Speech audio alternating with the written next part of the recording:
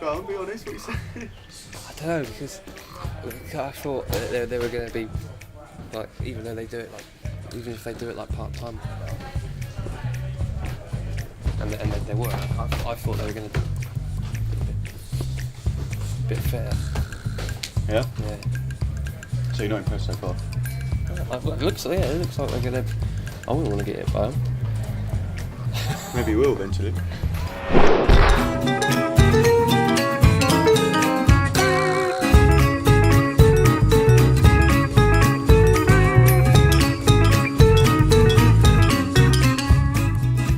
Hi, I'm Mark, but that isn't me.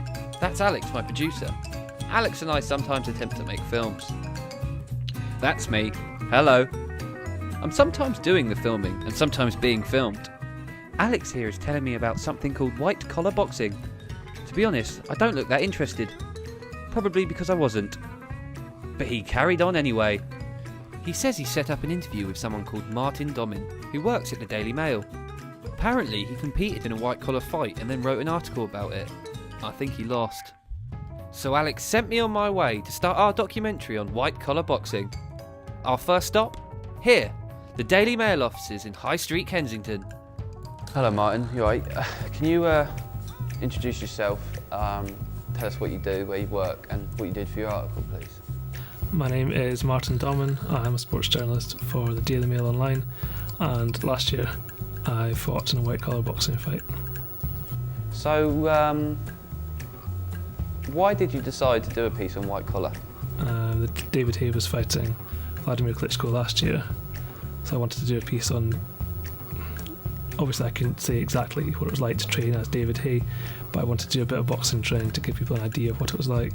It sort of just went from one thing to another. They suggested they had a fight night coming up and asked if I wanted to train for it, and for whatever reason I said yes, and then that's how it came about. What do you know about the history of white collar? It started in New York, I believe. I looked into it a bit, before I fought. I mean, originally I think it was a lawyer and a doctor who originally fought in the first white collar fight, and that was the whole point of it. City workers sort of thing, who wanted to fight could get in that way, rather than maybe actually turn amateur. Obviously it came across. It's quite a big scene in London. I think quite a few different promoters have it, and lots of gyms do classes. Hello. I've always wanted to be successful at sport, even if it's just one night. No, it's fine. I'm not great at football. Oh, he's just so boring. Every summer when What do you mean he's boring? But that don't matter if he's boring, Mark. It's a documentary. He's just got nothing interesting to say. That's whatever it is. Have you found a boxer yet? It doesn't really matter who Yeah, he is. I found a fighter. I found a boxer and I found a gym, and I'm on my way there now. Before my fight, my coach had said, Yeah, I'll come now. Whatever you do, don't No, you quit." can't So just leave. I carried on. No, it's fine. It's fine. He Glad I did that, but he doesn't care. I don't think he knows what he's doing anyway. All right. Yeah. Where is it? All right, I'll text you it. Just come down and meet me. Okay. Yeah, I'll come here now. All right. Okay. Back.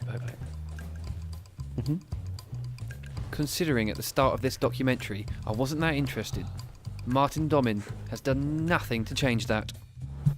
However, I did feel bad about leaving him, but I just couldn't take it anymore. So for the sake of my sanity and yours, I'll sum up the info he gave me in one breath. Okay. It started in New York during the late 80s and early 90s. Fighters can be anywhere between 25 and 57 years old. They usually start boxing at a later time in life. Rounds last 2 minutes compared to amateur 3 minutes. 16-ounce gloves are standard in order to protect the competitors from heavy blows and hand injuries. Headgear, groin protectors and mouth guards are used to also protect the fighters. I thank you. So, with Martin's info out of the way, Alex sent me to Tower Bridge to meet an actual white-collar boxer. I hope he's not boring.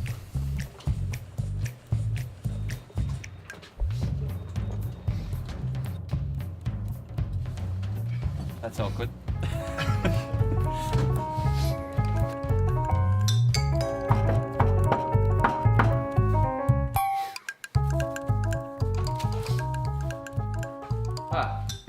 Hello, you must be Paul. I am.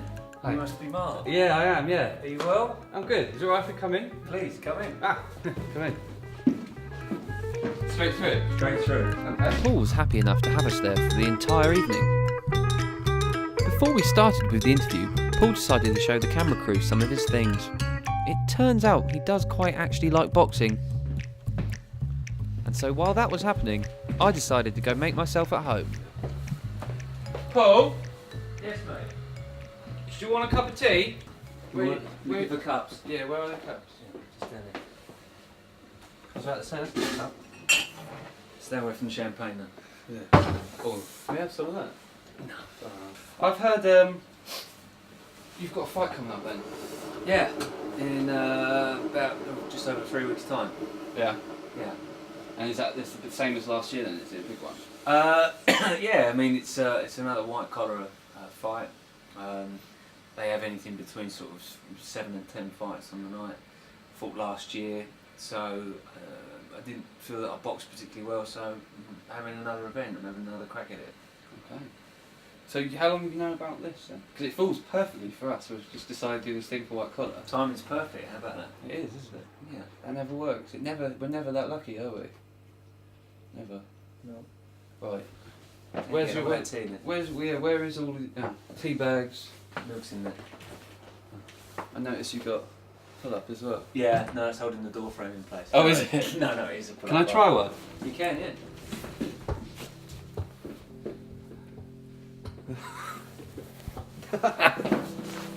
No. No? Right, let's get on with the tea. It's about what I'm good at. Is everything set up for that interview in there? Yeah.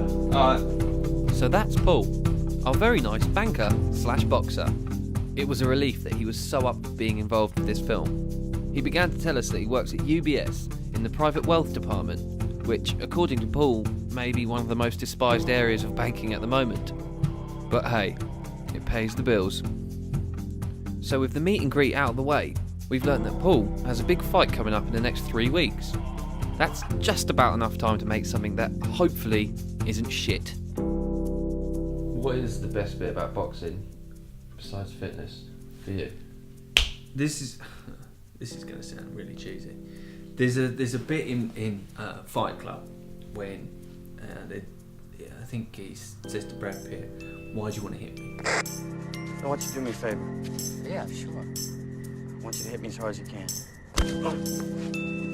Motherfucker! How much can you know about yourself until you've had a fight? But until you're put into that situation, you're put under pressure. You don't know how you're going to react. And without going into any sort of great history or sort of story, you know, growing up, there were always sort of scraps and things like that. And I never had any level of confidence. I'm not a threatening person. I'm not a violent person. Were you bullied? I wasn't bullied, but you know, there were a few times when I took a few whacks off of people. So moving on in the safe knowledge that Paul was generally an all-round nice guy, we began to film him training every Tuesday and Thursday, leading up to his big fight.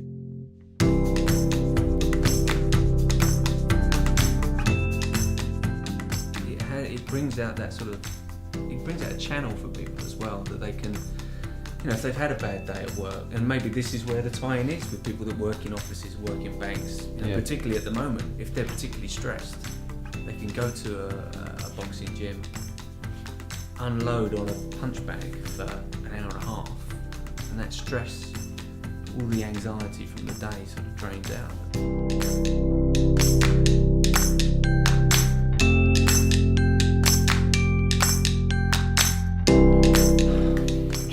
Picture it, just trying to picture, because I think I'm quite a nervous guy. I'm quite shy in some ways, and I'm thinking like, because I used to do I used to race motocross. Really? And, yeah, and like I used to physically throw up before it, but I still enjoyed it. But it was the starts, like 40 bikes on the gates and going to the corner, and the worst bit. As soon as that started, it was fine. So if you used to race motocross, you can empathise with that challenge with yourself. Yeah. It ties in with what I was saying. It's that challenge to myself. You know, I've jumped out of an airplane. I've done bits and pieces because I've wanted to put myself in an uncomfortable position. Now people will say that's stupid, that's foolhardy. Why are you exposing yourself to a circumstance that normal people don't want to do? But it's because I think every once in a while you need to put yourself into an uncomfortable position.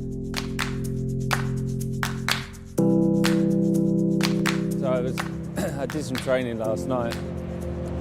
I got home, had some dinner, and it started to play over in my mind again. I was thinking about the fight, and I was thinking about who I might have to fight, their appetite for it, the fact that they're going to be as keen to win as obviously I am, and so kind of got that. Terror is kind of a strong word, but I got that moment of cold realisation where you think, I've got to put everything I can into this, because it's going to be, it's going to be people there, they're going to be cheering, there's an expectation, but also just for myself as well. You kind of have to refocus and get a grip on yourself. So it's about sort of management of your expectations and your feelings as well at the same time. So what is happening today then?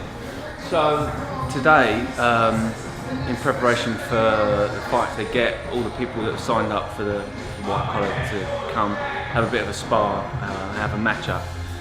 And what they do is they try and look at people's weights, look at people's ability, put them all together, so that on the night, obviously, it's a fairly balanced fight, and it's fairly even. So. no, I want to make him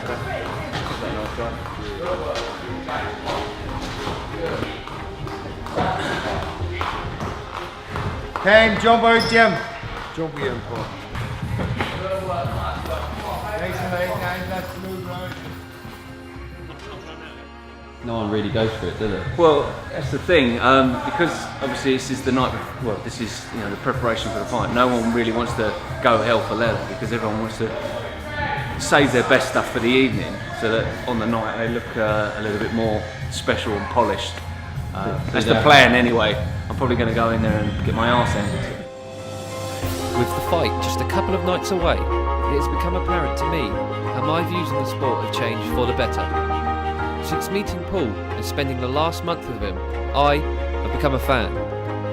The crew and I genuinely want him to win.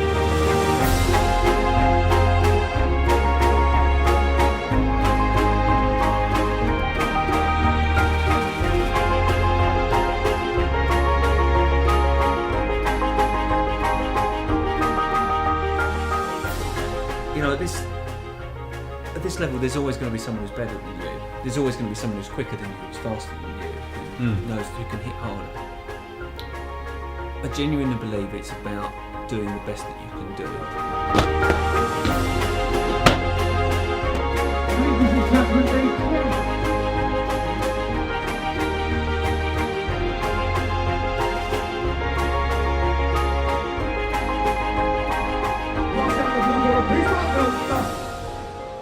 From London Bridge, Paul Gill.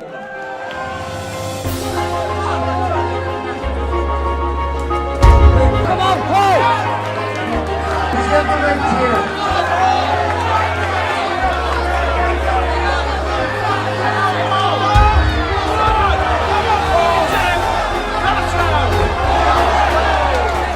No, but I mean, fair play.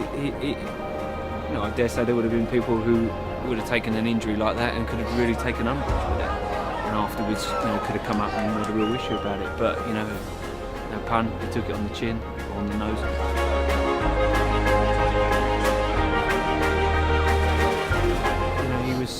He was good as gold about it.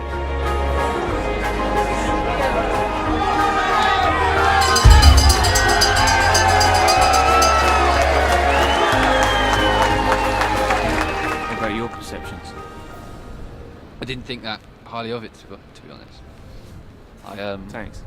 Not of you, not of just anyone in particular. It's just we got there, and it's not the level I was expecting. I started thinking, this isn't what I was expecting going into this film.